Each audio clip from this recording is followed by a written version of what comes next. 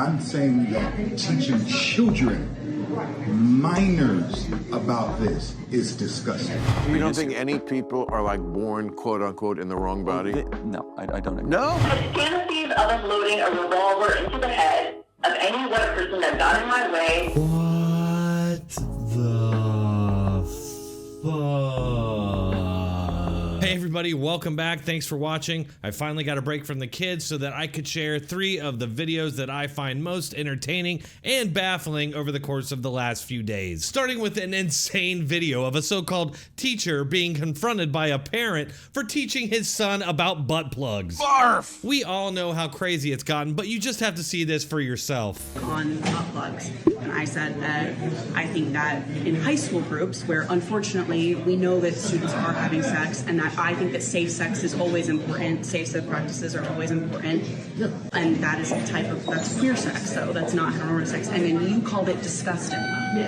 So you told me that the sex that my counterparts have is disgusting, and I don't see how that is not openly homophobic. The reality is it's not openly homophobic because that means that you think... To call queer sex disgusting? Yeah, that's kind of our thing as heterosexuals, is that we're not into gay sex. You don't think that's homophobic? That means that you think that only homosexual couples use butt plugs. No, they absolutely don't. Heterosexual couples use butt plugs as well. So do you think that just butt plugs in general are disgusting? And so I'm saying that teaching children, minors, about this is disgusting. Right, so I guess that comes into abstinence-only education versus safe sex education. No, it's not abstinence only. It's not safe sex. At the end of the day, a butt plug is not going to create a child. It's not going to have an issue on a person that relates to catching an STD unless the actual butt plug is not properly sanitized. Exactly, and I think that's what that book was detailing, is how to safely use those instruments. We don't need to educate children on how to use butt plugs. Finally. Thank you. Why in the hell are these childless freaks teaching their fetishes at public schools? This is yet another reason the Department of Education needs to cease to exist. They can't teach kids to read, write, or do math, but they apparently have butt plugs covered. Weird.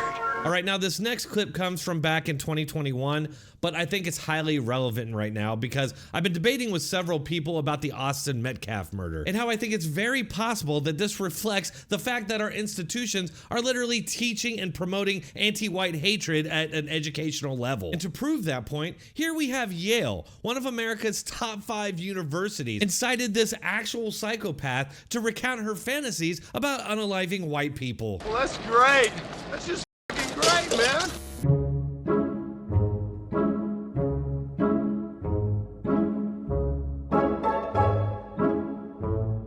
I had fantasies of unloading a revolver into the head of any white person that got in my way, burying their body, and wiping my bloody hands as I walked away relatively guiltless.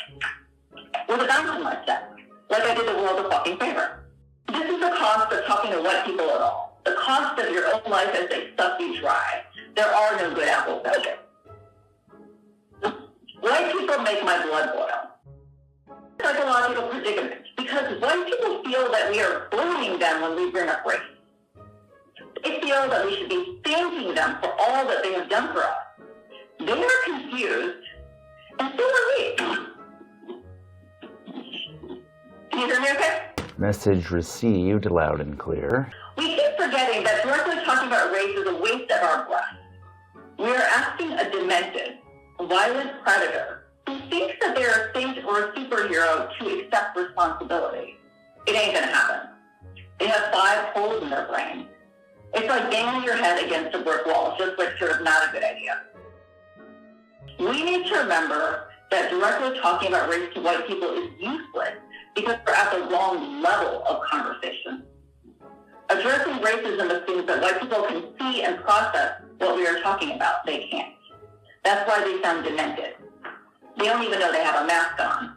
white people think it's their actual face. Well, why don't you cry about it? That is just absolutely crazy. And before anybody chimes in, this is not an isolated incident. There are many examples of this from over the years, but even I remember something similar happening at Ohio State University when I attended, when they invited the Black Israelites to set up a stage and speak in front of the student dorms during so-called Black Heritage Week. I watched the entire thing. As far as I know, I was the only white guy there, and it was all about eradicating white people and enslaving the rest. The thing I'll never forget was the large crowd of black people who were a mixture of students and people from the area who were absolutely loving it and just cheering the whole thing on. Unlike OSU, Yale did face a little bit of backlash. Actually, it's going to be super easy, barely an inconvenience. All right, last but absolutely not least is this clip of Bill Maher and Charlie Kirk talking on Maher's podcast over the weekend. At one point, the discussion turned to trans, and that's when it got very interesting. I mean, I believe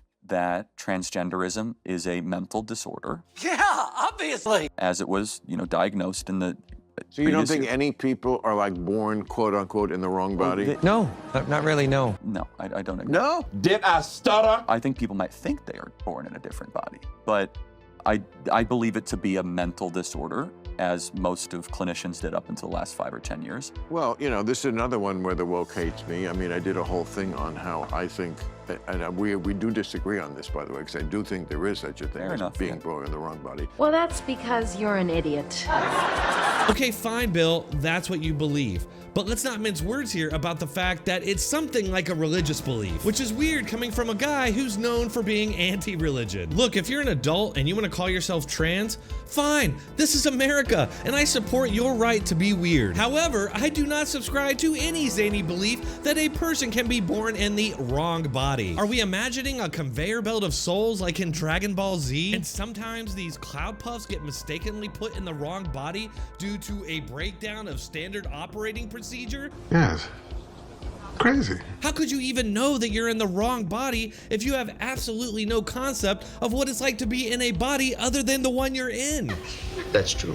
The reality is, trans women are men. Let me know what you all think in the comments, and if you're still here, might as well hit that like button and subscribe. I do post on a regular basis, so make sure to keep checking back for more.